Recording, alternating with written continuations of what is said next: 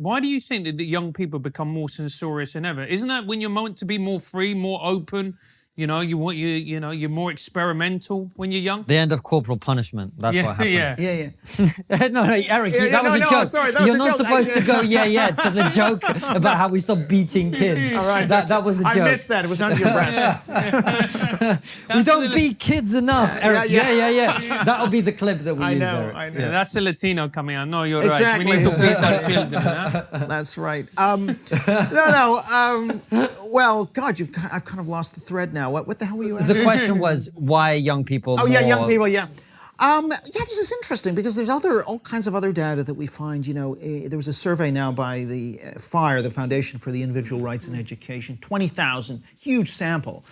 It's like 75% of people were opposing, so 75% were opposing having different kinds of controversial speaker on campus, you know, around someone who thinks that all abortion should be illegal, or someone who thinks that BLM is a hate group.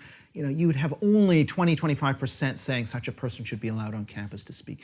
You know, yeah, we are seeing definitely more intolerance. Why is that happening?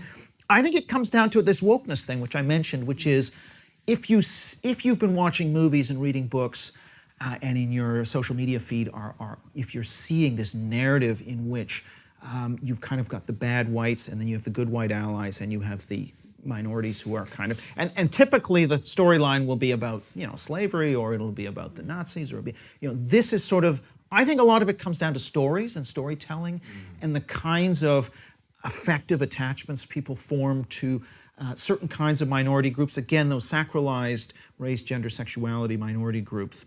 That's now kind of second nature, I think, to a lot of younger people. Although I think there are very interesting divisions within the younger population, which we can get to later. But I think you have an acceptance of the sacredness of these groups now, which then shuts down the tolerance. So once you accept that you can't criticize, you must be ultra-sensitive around these groups that are sacred because they have a history of being marginalized. Once you accept that logic, then free speech drops down.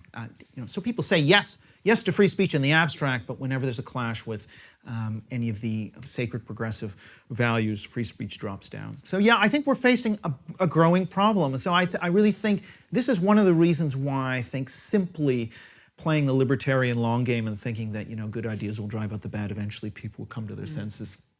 It's just not the case. I think you have to actually enlist government and public sentiment and the law to actually start to unpick this in the major institutions of society. So one of the things I say is we can't think of society as just government and individuals, and the government oppresses individuals, and so we need government off our backs. That's very 1980s Reaganite libertarianism. That might be the case for the economy, but it is the wrong model for what's going on now. What we actually have now is three layers. We've got government, the institutions, such as universities, tech firms, or other kinds of charities, media.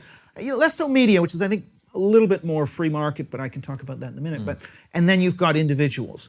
And so these institutions in the middle are actually where a lot of the threats to liberty are coming out of. Whereas elected government, you know, they can enable that oppression to go on in the middle, but if you're going to find a solution to the oppression that's happening, you actually have to use government and the law. And a good example might be if you think of Southern universities in the US, 1960s, they didn't allow black students. The federal government actually had to come in and say to these universities, you have to desegregate in order to give these students their rights. So the government actually had to curb the autonomy of the institutions to give autonomy to the individuals. And that's sort of the situation we're in. The government actually has to lean on institutions like universities or tech firms that are monopolistic in order to free up society. And that's very hard for a lot of traditional libertarians who are just anti-government to get.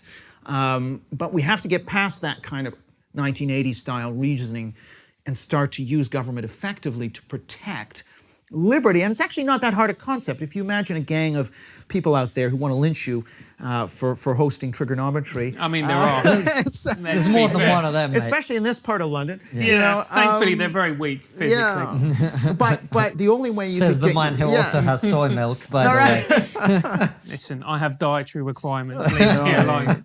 He's got intolerances of the worst kind. But yeah, so you imagine a gang of people out there wanting to lynch us. So you need the police to come in and evict them to get your freedom back. So you need the state actually to intervene when you have these intermediate level forces.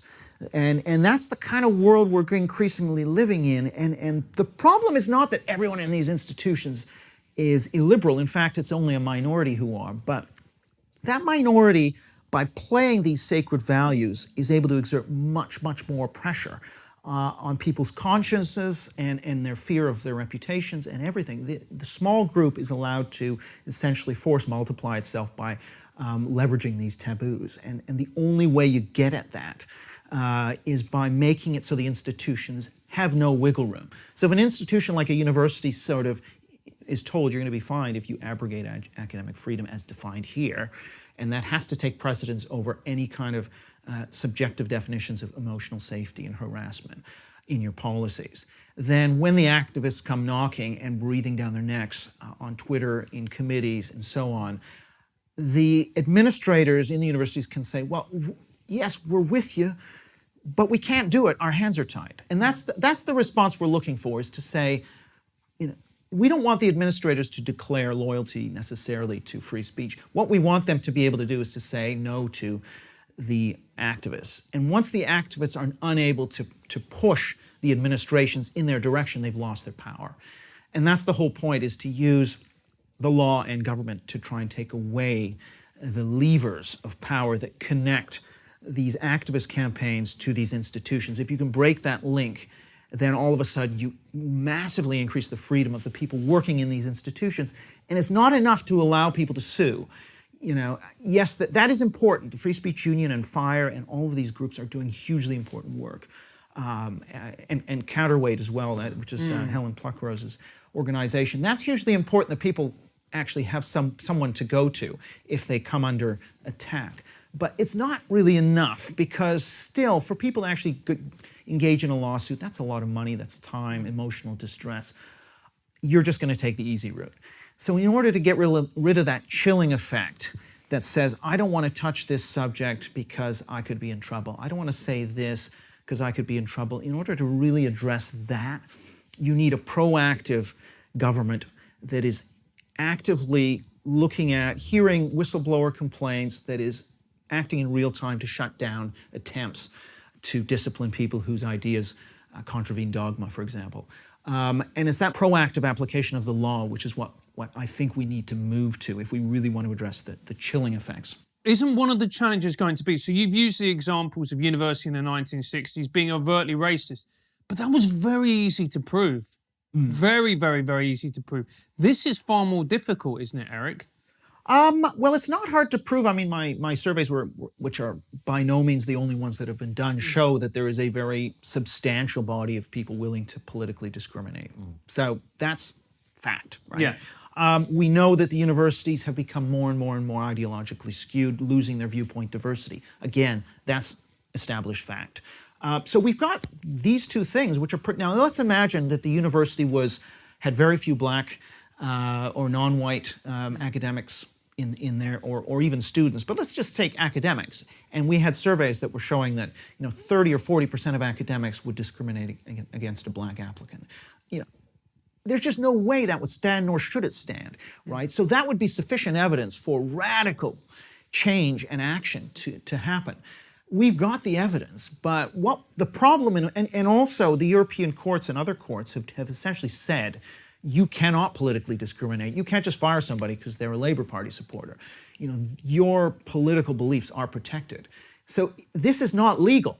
It's not legal to do it. And so part of the problem is, okay, how do we then get to a situation where we can apply the law into these institutions? That's not being discussed now. You don't receive any guidance that you're not allowed to discriminate on political grounds when you're going into a hiring committee, for example.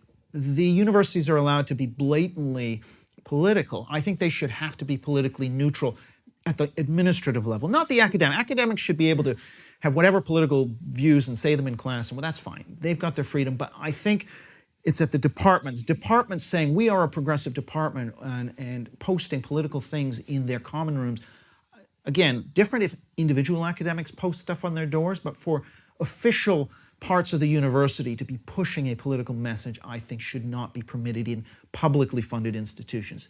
Like schools, they should have to be neutral. So putting that kind of neutrality in would, I think, help to change the atmosphere.